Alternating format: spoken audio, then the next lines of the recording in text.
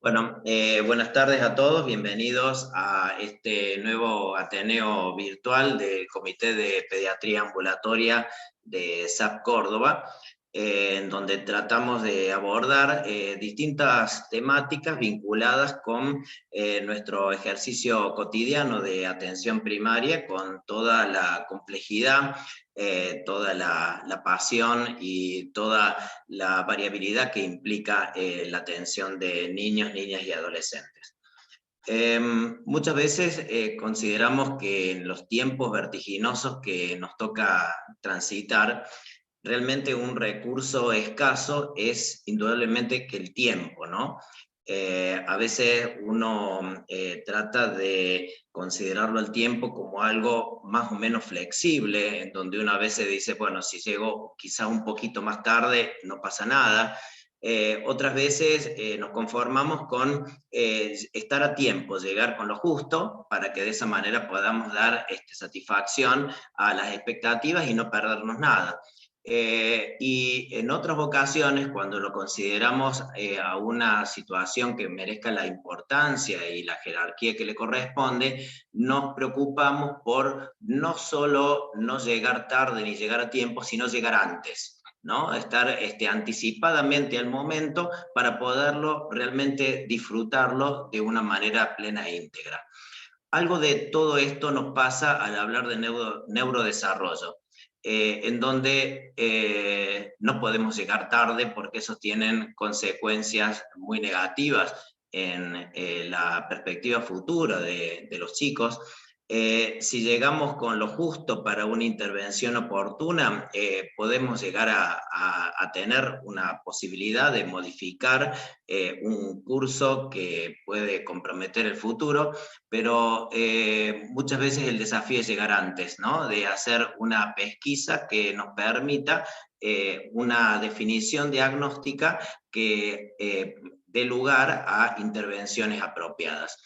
Así que hoy vamos a hablar de alertas en neurodesarrollo, de aquellas banderas rojas que representan la posibilidad que tenemos desde los pediatras de atención primaria de anticiparnos a aquellos momentos del desarrollo que puedan tener consecuencias negativas si no lo tomamos en cuenta.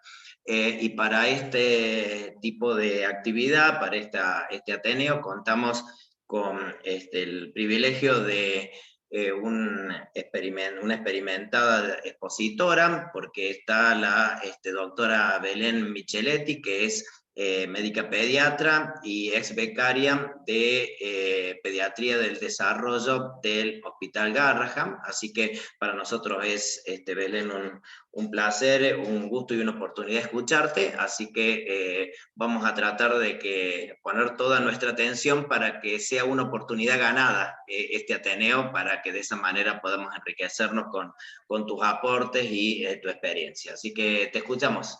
Gracias por estar. Bueno, hola, buenas tardes. Bueno, muchísimas gracias. El gusto es mío poder compartir. Ahí voy a compartir pantalla. Ahí se ve bien. ¿Y se escucha bien? Sí, estamos perfectos. Sí, perfecto. Bueno, bueno, un poquito como explicó el doctor Mario, la idea es hablar de alertas en neurodesarrollo. Y bueno, por eso vamos a repasar brevemente sobre de qué hablamos cuando hablamos de desarrollo, algunos factores que influyen en el desarrollo y que lo explica un poco el modelo ecológico de Bronfenbrenner, la importancia del pediatra en el seguimiento, las banderas rojas y las preocupaciones de los padres.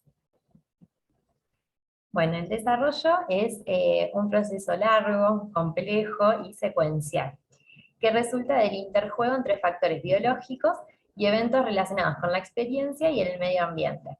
Esta definición me parece que es muy clara porque explica todas las características que tal vez uno tiene que ir teniendo en cuenta en las consultas o cuando va evaluando el desarrollo, y que vamos a ir viendo un poquito ahora.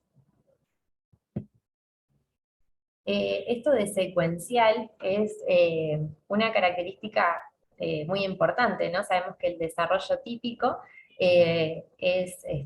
digamos, lo forman que la mayoría de los niños van adquiriendo los distintos hitos del desarrollo a un ritmo y a una secuencia en común, ¿no? Y bueno, esa secuencia está descrita como un desarrollo típico. Por ejemplo, dentro de lo motor, sabemos que los niños primero sostienen la cabeza, después hacen trípodes, se sientan, se ponen en cuádrupes, se paran y luego caminan. Entonces es muy importante. Y dentro de la comunicación, que primero tienen fija la mirada, después tienen atención conjunta, después señalan para pedir, después para mostrar, y después hacen gestos, y después vienen las palabras. Entonces, siempre volver al desarrollo normal es muy importante y eso nos va a facilitar ir comprendiendo el desarrollo. Por un lado esto de la secuencia, y por otro lado, las edades a las que se van a ir adquiriendo los hitos, ¿no? Esto nos permite, digamos, comprender las trayectorias del desarrollo, nos permite llevar a cabo una guía anticipatoria y comprender las preocupaciones parentales, ¿no?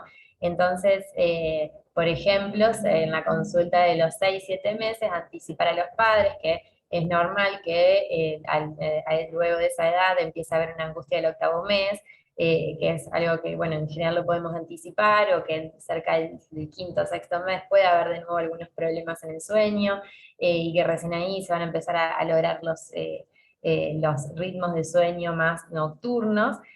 Bueno, ayuda a los padres a comprender, y tal vez en esas determinadas crisis breves o cambios, los padres ya están anticipados, ya saben, y ellos se sienten fortalecidos de cómo ir abordando estas situaciones.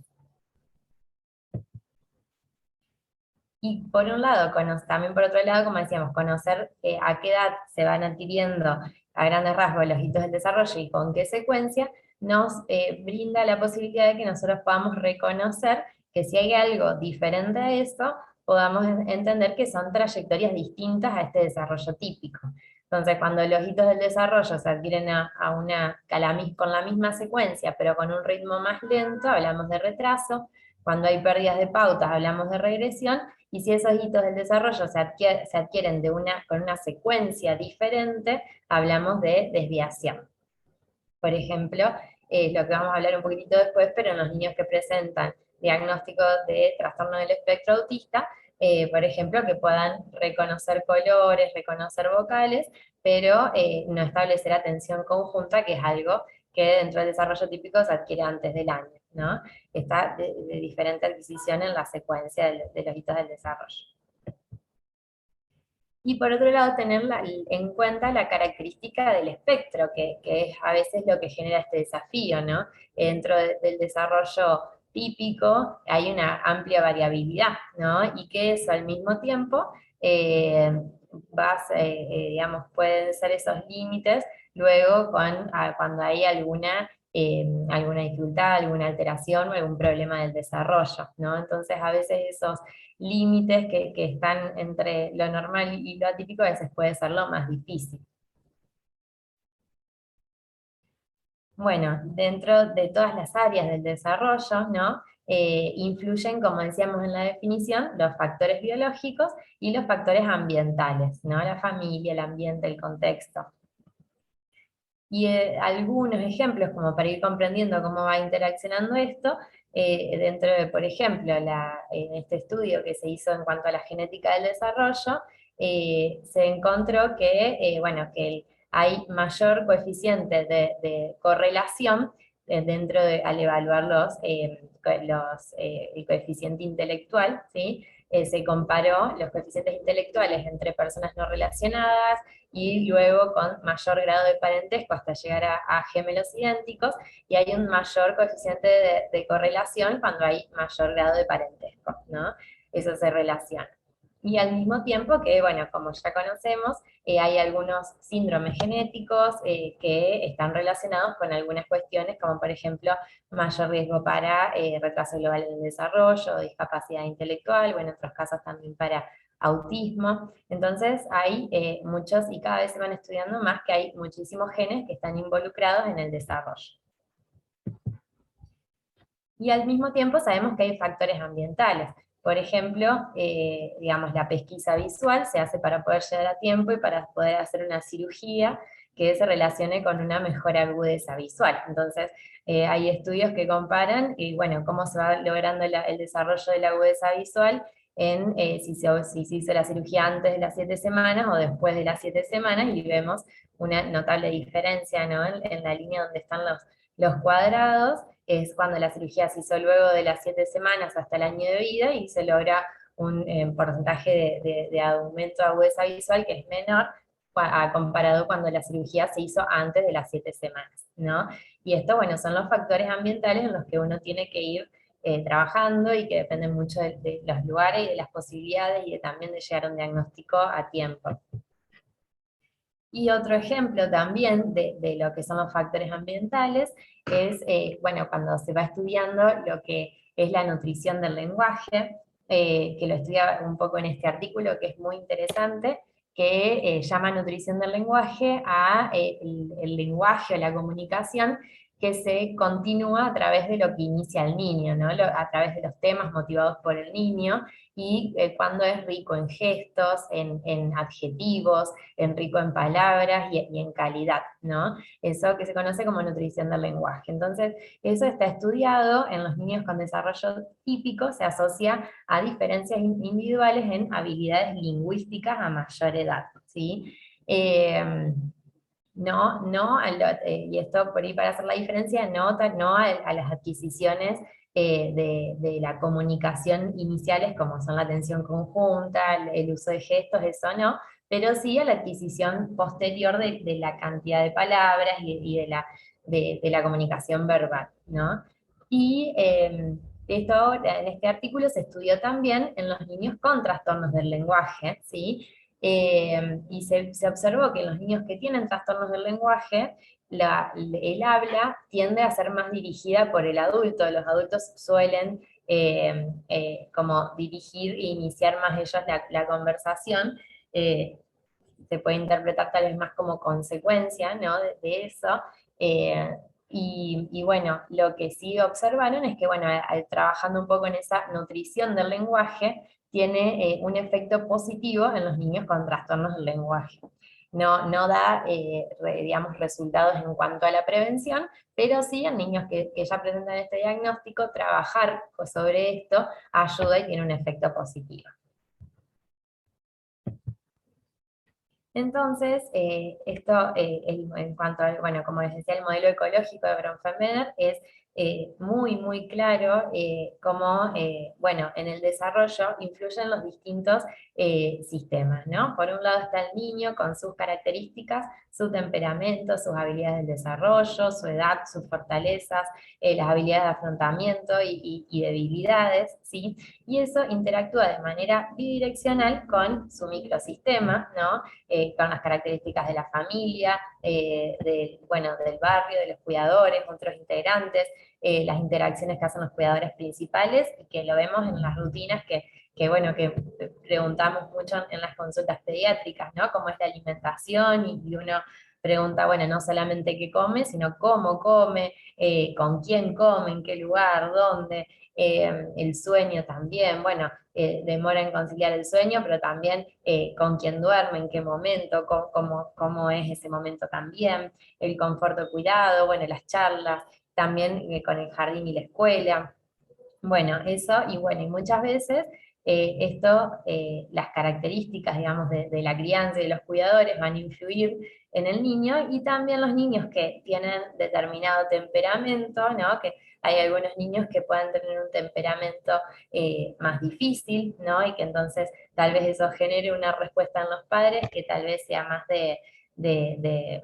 por momentos o de enojo a veces, o de reto o algo, y que tal vez en eso pueda haber diferencia en los niños que tal vez tengan un temperamento más bien tranquilo, y que eso o sucede menos, ¿sí? O bueno, o hay tal vez más refuerzos positivos, ¿no?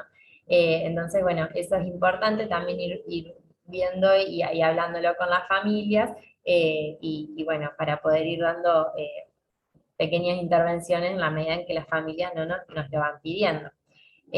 Después, bueno, el macrosistema, con, perdón, el exosistema y de manera inmediata con la familia extendida, los servicios de salud, el lugar de trabajo de los padres, ¿no? Y bueno, eso lo vimos en la pandemia también, determinadas situaciones de complicaciones a nivel del trabajo, de crisis en cuanto al trabajo, van a hacer que las familias estén más nerviosas, y eso también repercute bueno, en determinadas rutinas de la casa. Y por otro lado, después el macrosistema con las cultura, costumbres y políticas que se determinan y que también terminan influyendo en todas estas cuestiones. Entonces, poder ir viendo y teniendo en cuenta todo, la gran cantidad de factores que van influyendo, es muy importante. Bueno, el rol de pediatra, que creo que todos, bueno, tenemos muy claro, los que estamos acá, lo importante, ¿no?, que es el pediatra en la intervención y en el seguimiento del desarrollo. Y esto, bueno, está claro en esta guía del seguimiento del desarrollo infantil de la Sociedad Argentina de Pediatría, y que las cuestiones del desarrollo son un motivo súper frecuente en las consultas de pediátricas, y la identificación, el diagnóstico y el seguimiento es un verdadero desafío, ¿no? Bueno, en nuestro país, el pediatra en general, o el médico generalista que atiende niños, es el primer médico que se encuentra, el primer profesional de la salud que se encuentra con las familias y que puede responder a las dudas, ¿no? Y bueno, y es importante tener en cuenta que el modelo biopsicosocial, ¿no?, que es este vínculo entre la salud física y el desarrollo psicosocial, que ya está propuesto hace un montón de años, y bueno, ese rol importante que tenemos en la promoción de todo lo que tiene que ver con la salud física y el desarrollo psicosocial, eh, y que tenemos muchas oportunidades en todas las consultas pediátricas que tenemos, ¿no? Y en esas consultas pediátricas, bueno, tenemos las tres instancias del desarrollo, y principalmente las dos primeras, ¿no? La vigilancia, poder hacer vigilancia y poder hacer pesquisa. Vigilancia, bueno, incluye todas las actividades relacionadas a promoción y detección de problemas del desarrollo, y bueno, también podemos hacer pesquisa. Y en esos casos donde sospechamos algo, ya se puede derivar a hacer una evaluación del desarrollo de las distintas áreas de un niño, con el objetivo de llegar a un diagnóstico, que hay distintos tipos de diagnósticos, ¿no? Categórico, que es cuando nos referimos a los diagnósticos que establecen los manuales de referencia, ¿no?, como el DSM o el CIE-10, como retraso celular en desarrollo, trastorno del espectro autista, discapacidad intelectual, y al mismo tiempo pensar, bueno, si existe, que podamos encontrar un diagnóstico etiológico, que la mayoría de las veces, bueno, no se encuentra, y lo más importante, el diagnóstico funcional, donde podamos describir cada una de las habilidades y de las dificultades de cada niño, y que eso es lo que va a determinar qué tipo de tratamiento necesita cada niño, y que eso, bueno, el objetivo es ayudar a la familia y al niño sobre su preocupación. La vigilancia, bueno, lo hacemos en todos los controles de pediatría, y ahí es muy importante ir, digamos, haciendo ese pequeño registro de algunos hitos del desarrollo, algunas observaciones, intentar mantener un registro. Siempre, bueno, las consultas de pediatría, sabemos que tenemos el desafío de que son cortas en tiempo, ¿no? Y que hay muchas cuestiones para hablar siempre.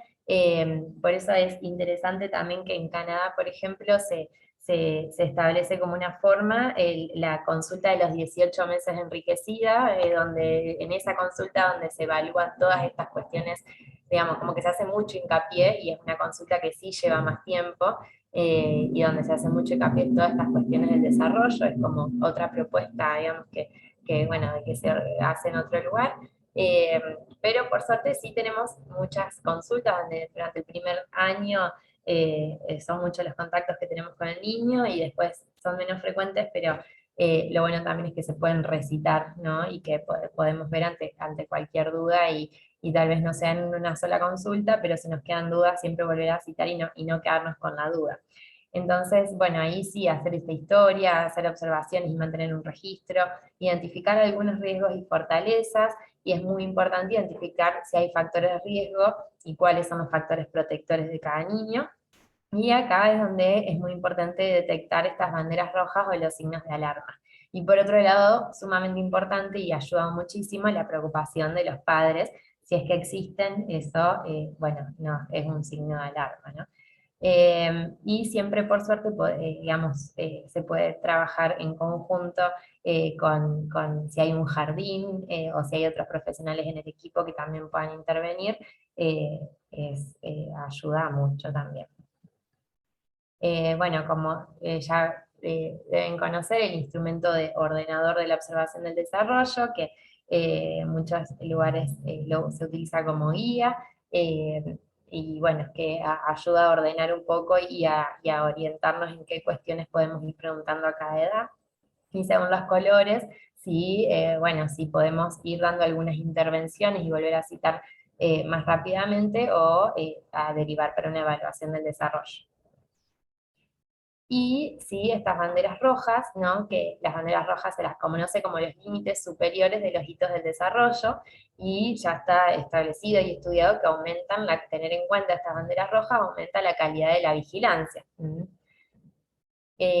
A lo que pasa muchas veces es que hay diferentes fuentes bibliográficas de las banderas rojas, desde los distintos lugares, de distintos países y todo, pero bueno, parece haber similitudes suficientes en el desarrollo entre grupos con diferencias culturales, geográficas, que permitirían construir estándares para evaluar a niños de 0 a 3 años en distintos países y que se puedan utilizar de manera similar. Eso es lo que se proponen a veces en algunos estudios, y esto principalmente se propone en un estudio que se publicó en Archivos Argentinos de Pediatría el año pasado de la monitorización del desarrollo, que fue hecho por una pediatra del desarrollo de Turquía, si no me equivoco.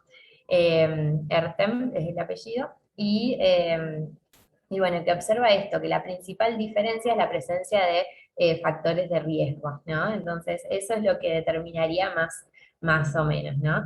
Sabemos que en nuestro país, digamos, sumado a la gran cantidad de niños que están en situación de pobreza y de vulnerabilidad, hay muchos factores de riesgo, y si bien no hay estudios nuestros, hay, digamos, algunos a través de que se han hecho, bueno, a través de riesgo de presentar problemas del desarrollo, a través de la PRUNAPE, pero no hay de prevalencia de niños con problemas del desarrollo. Sí, las prevalencias son en otros países, pero se estima que en países como el nuestro hay mayor prevalencia, ¿no?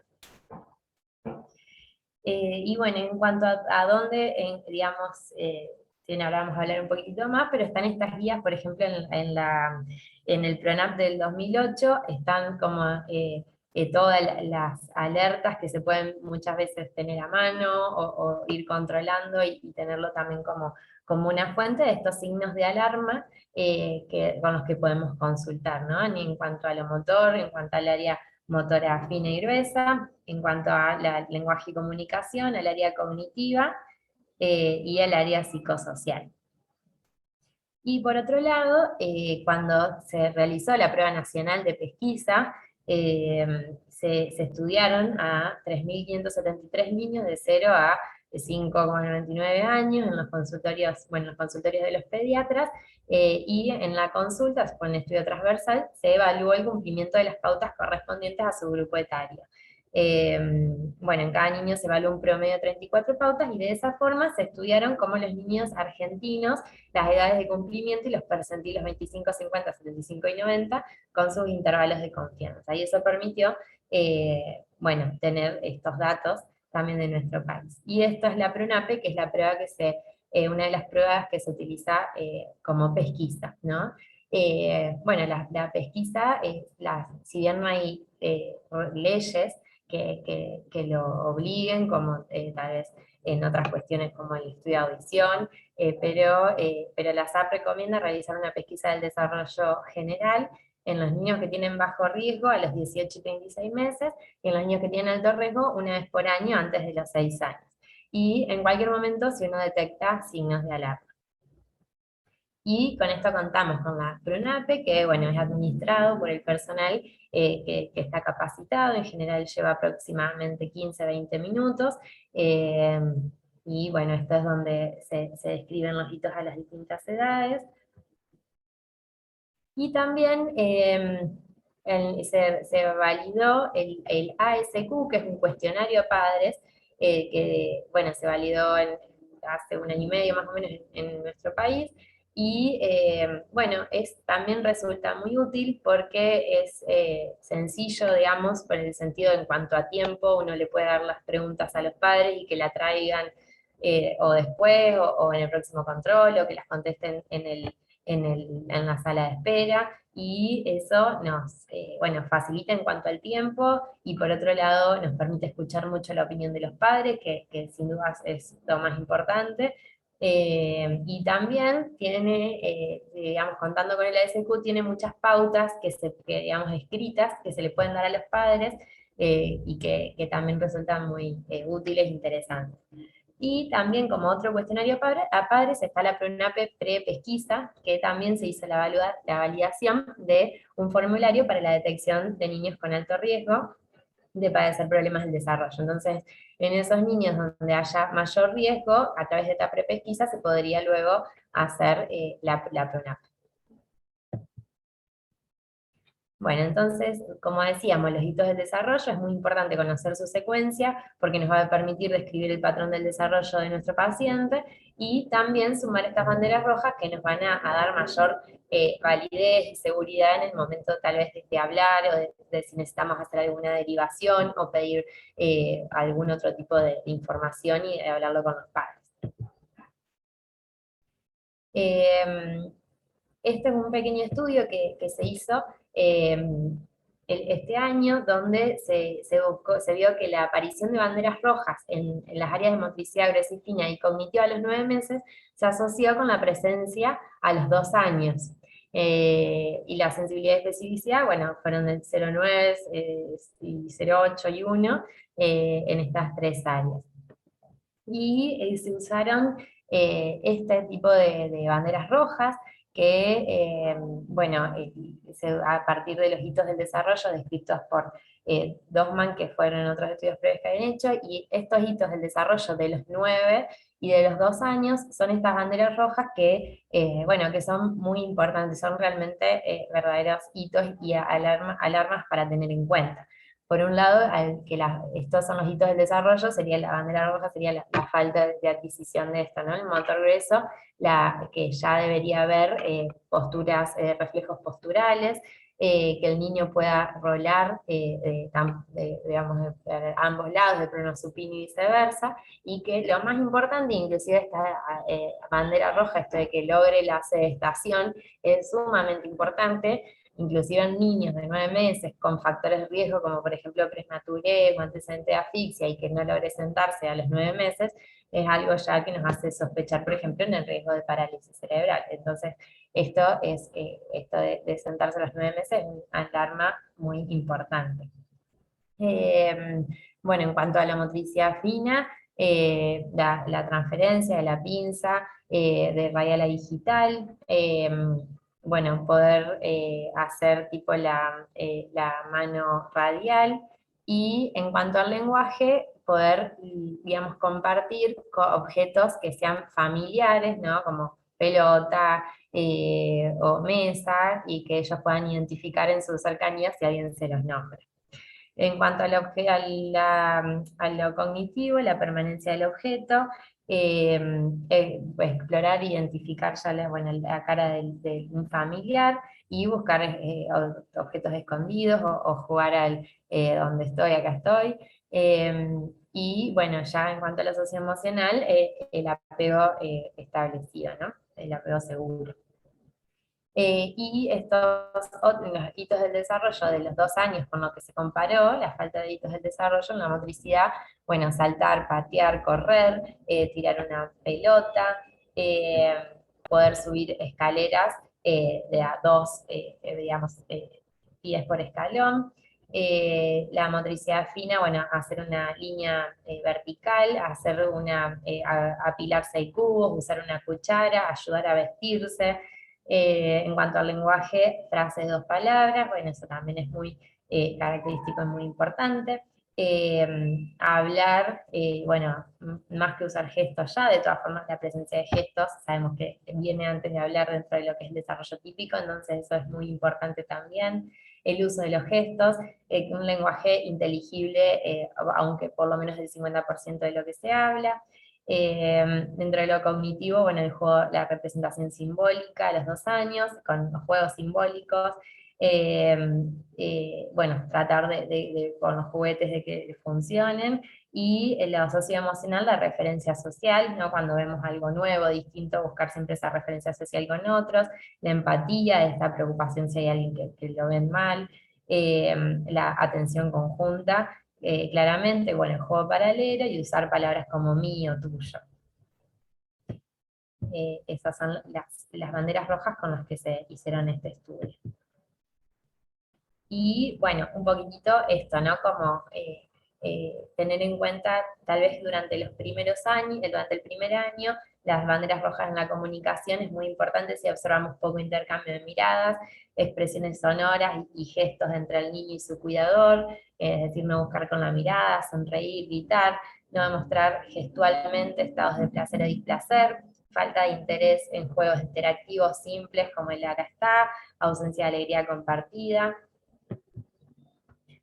al año, poca atención social, no presentar atención conjunta, no señalar para pedir o para mostrar, no responder al llamado por el nombre, todas estas cuestiones estos hitos que se logran antes del año, ¿no? Antes del lenguaje verbal. Al año y medio el poco uso de gestos, no mostrar objetos, no mirar hacia donde otros miran. A los 2 años no armar frases de 2 palabras, o tener un mejor lenguaje expresivo que receptivo. El desarrollo típico se caracteriza por viceversa, ¿no? No imitar. Entre los 2 y los 3 años, falta de juego simbólico, poco interés en otros niños. Entonces, bueno, estos hitos que nos hablan de, estas banderas rojas que nos hablan principalmente de la comunicación, y si bien se pueden ir detectando algunas cosas sutiles durante el primer año, durante el año y medio, uno es muy difícil hablar, digamos, de diagnóstico a esa edad, porque, bueno, hay tantos cambios a nivel del desarrollo y todo durante los primeros años de vida que, si bien estas banderas rojas son de la comunicación y que esto se hizo también esto se va estudiando en hermanos de niños, por ejemplo, con autismo, que tienen mayor riesgo también para autismo, entonces se hace este seguimiento bueno, y se ve desde los primeros años cuáles son estos hitos del desarrollo bueno, y que después presentan este diagnóstico.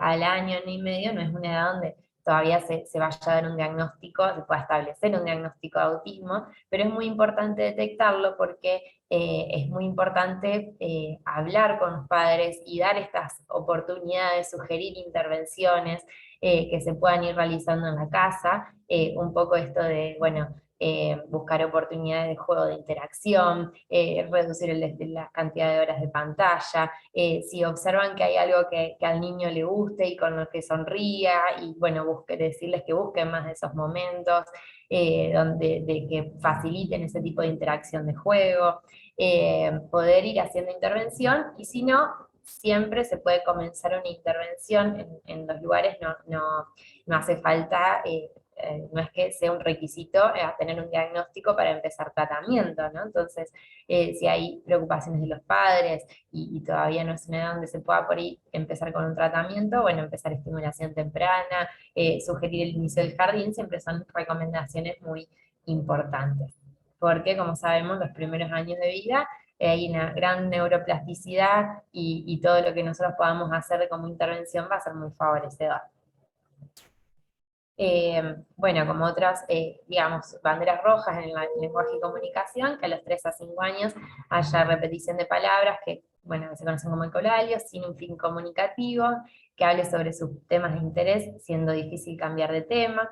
En el mayor de 6 años, dificultad en mantener una conversación bidireccional o dificultad en comprender chistes, que a los 9 meses no se siente solo, como decíamos en cuanto a lo motor, al año y medio que no camine, y siempre tener en cuenta el tono aumentado, si hay una sedestación asimétrica o movimientos asimétricos, que se adquiera la lateralidad antes del año y medio, pararse antes que sentarse, todo lo que se adquiere en una secuencia diferente no tiene que llamar la atención, y en los más grandes, dificultades en agarrar cubiertos, caerse al correr, dificultades tal vez con los botones, o atar cordones, esto pertenece al espectro dentro de lo motor. En cuanto a la conducta, bueno, berrinches, tener en cuenta la intensidad, la duración y los motivos. Sabemos que, bueno, al año y medio, 2 años, año y medio puede haber mayor cantidad de berrinches, pero bueno, si estos berrinches son tal vez por motivos que los padres no logran identificar cuáles son muchos en el día, y son tal vez intensos, que los padres no saben cómo ayudarlo, cómo resolverlo, bueno, eso nos tiene que llamar la atención, por más que sea una edad donde tal vez pueda haber más.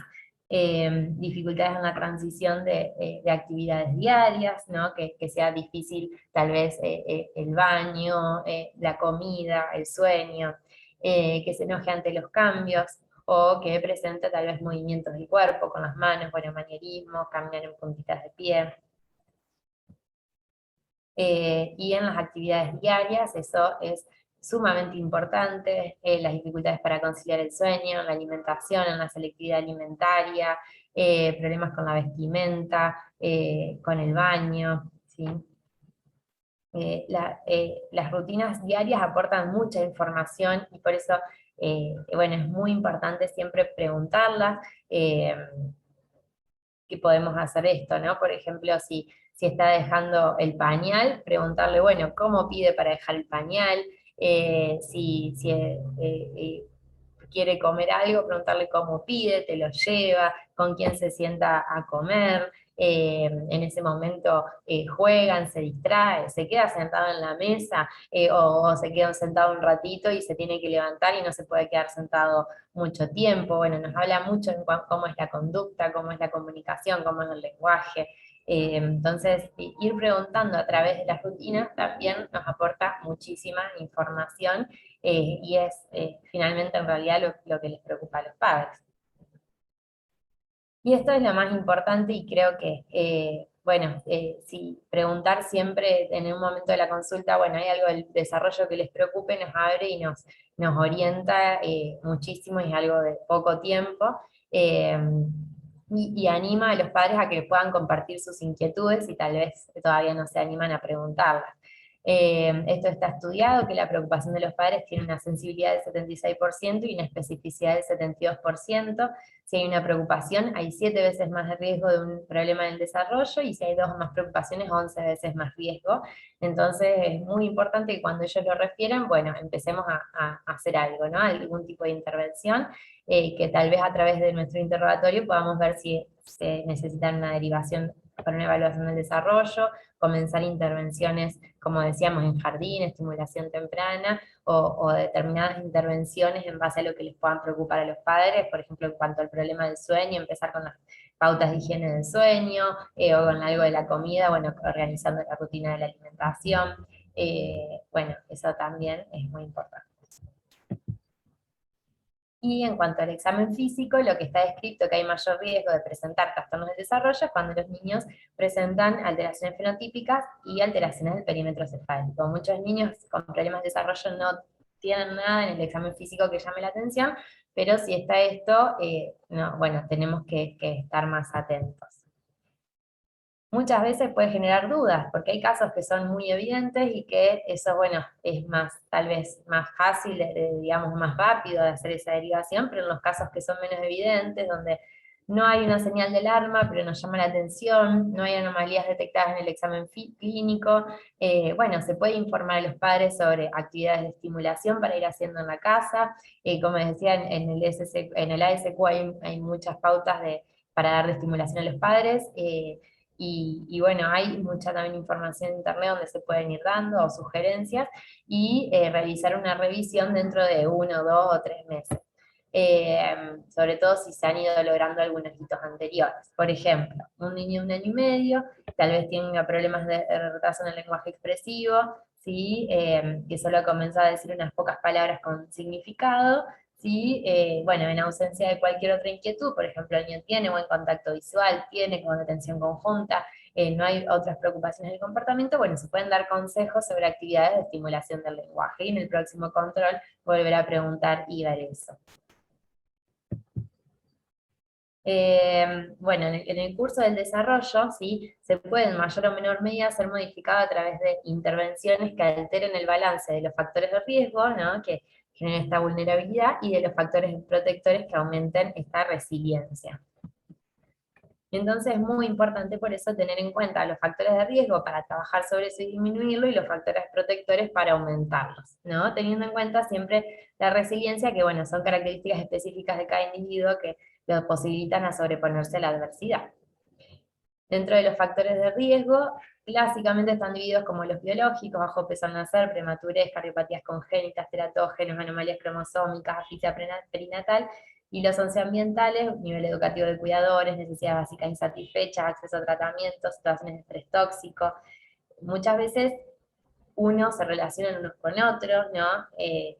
Tal vez la poca accesibilidad al tratamiento predispone a no hacer un tratamiento adecuado durante el embarazo, y que eso lleve a una anomalía a teratógenos, y bueno, eso muchas veces hacen como actúan ambos como de la misma forma, ¿no? Y bueno, siempre tener en cuenta los determinantes socioambientales, ¿no?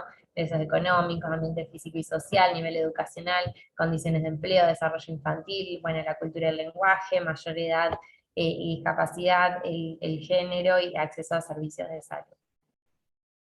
Y tener en cuenta también los factores protectores: el fuerte vínculo con un cuidador, la participación en un grupo comunitario, el inicio del jardín desde los 3 años, el cuidado sensible, el optimismo materno. Eso son algunos de los factores protectores.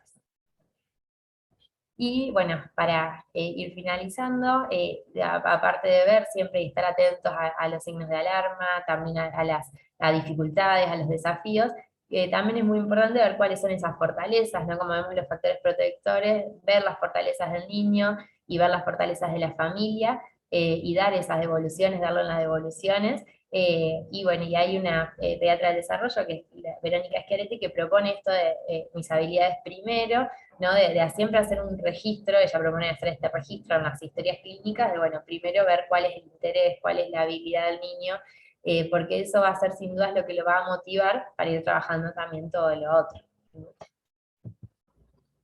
Como conclusiones, bueno, recordar las banderas rojas, siempre teniendo en cuenta la historia clínica, la secuencia y la trayectoria del desarrollo y el contexto del niño; promover factores protectores, y siempre que nos quede duda o algo, se puede volver a citar o se puede pedir otras fuentes de información, como videos, informes de jardín o terapeutas.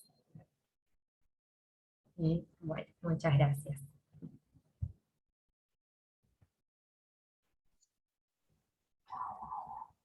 Bueno, muchas gracias a vos, sinceramente muy clara tu presentación. Queda abierto ahora un espacio de intercambio de preguntas para que bueno, Belén pueda satisfacer inquietudes personales y de alguna manera también poder aclarar cuestiones así oscuras relacionadas con el tema. La verdad que nos hiciste un recorrido brusco, así profundo, intenso, del neurodesarrollo, y que en definitiva, bueno, tienen ese efecto de movilizarnos y de hacernos, digamos así, para jerarquizar un poquito el tema y poder generar una consulta que tenga más calidad en cuanto a este tipo de logros de detección temprana, ¿no? Así que no sé si alguien tiene alguna inquietud al respecto. Estoy viendo el chat que te felicitan por la presentación.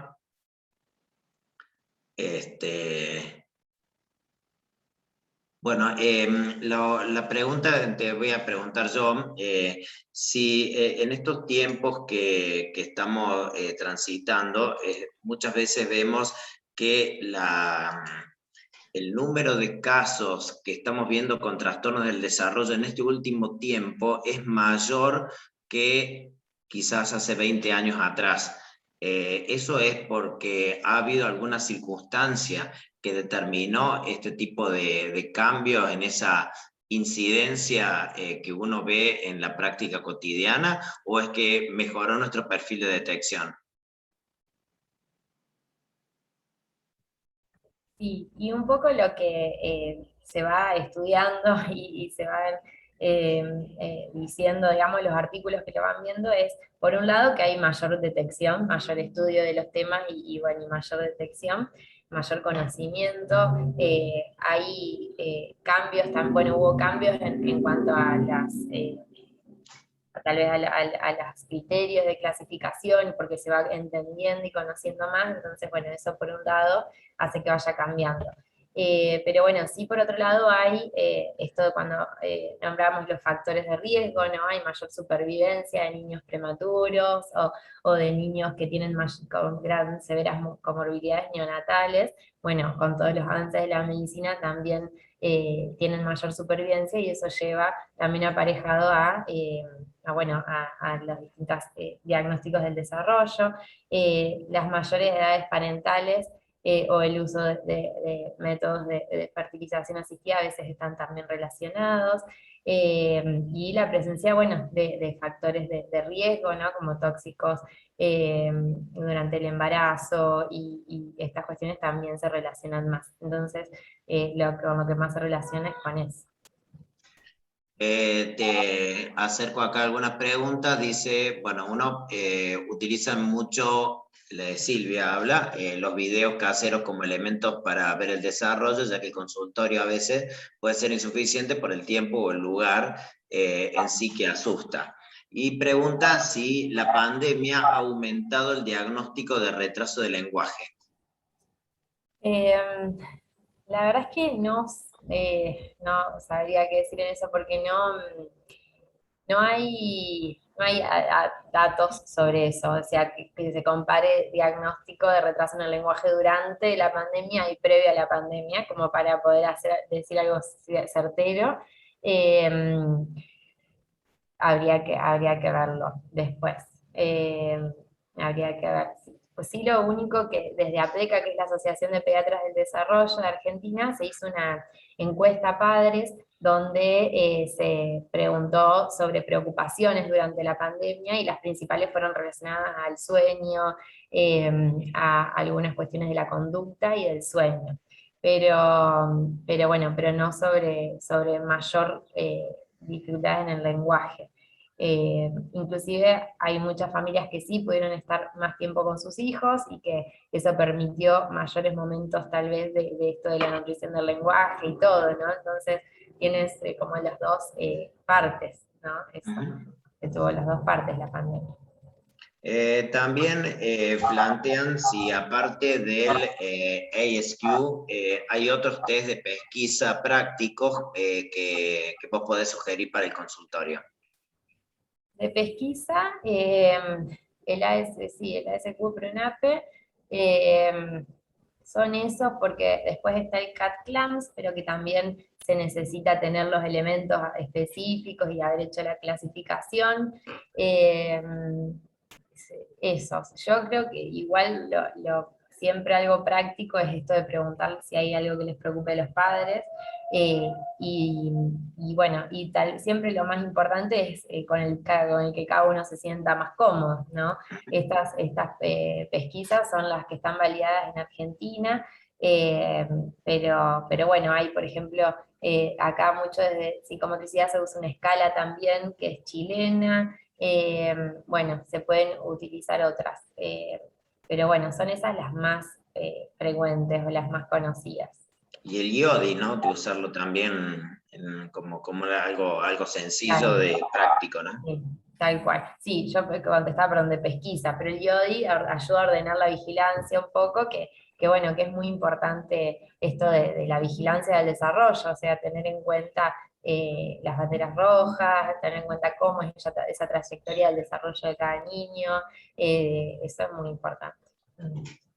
Te preguntan qué opinas sobre la teoría de la afectación del colpículo superior en el trastorno del espectro autista.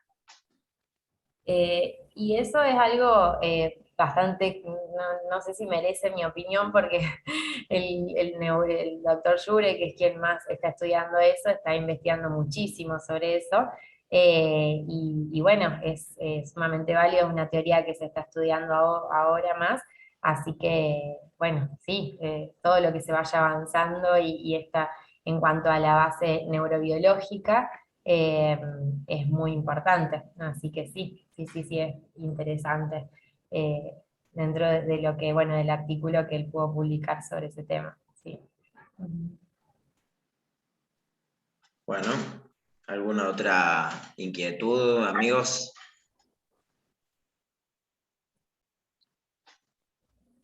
Bueno, creo que ha sido muy clara, muy movilizadora tu presentación, así que te agradecemos en nombre del Comité de Pediatría Ambulatoria, los que aquí estamos y los que seguramente se sumarán después en las reproducciones de este Ateneo. Así que ya sabemos a quién consultar cuando tengamos alguna duda, alguna inquietud sobre este tipo de problemáticas. Así que agradeciéndote nuevamente, Belén, nos despedimos hasta dentro de 15 días, en donde tendremos nuestro próximo Ateneo virtual. Les voy adelantando que el tema va a ser actualización en traumatología y ortopedia, en donde vamos a hacer un recorrido general sobre las distintas situaciones que nos plantea esa especialidad y cuáles serían nuestra conducta frente a las mismas desde el consultorio pediátrico. Así que gracias a todos por estar, nos vemos la próxima, gracias a Belén nuevamente y nos estamos viendo, que tengan buena tarde. Chau, chau. Muchas gracias, gracias.